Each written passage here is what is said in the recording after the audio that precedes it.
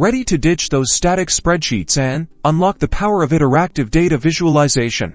In this quick guide, we'll show you how to seamlessly connect your Excel data to Looker Studio, transforming raw data into dynamic dashboards. First, save your Excel file as a CSV or XLSX format. This ensures compatibility with Looker Studio. Now, head over to Looker Studio and create a new blank report.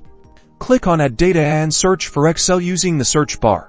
Select the Excel connector. You'll be prompted to authorize Looker Studio's access to your Google account. Make sure your Excel sheet has column headers on the first row. This will become your dimensions and metrics for the charts. Upload your Excel file, then select the specific worksheet you want to use. Review the fields to ensure Looker Studio has correctly identified your dimensions and metrics. You can adjust the data types if needed. Now click Add to import your data. Once imported, start building your dashboard.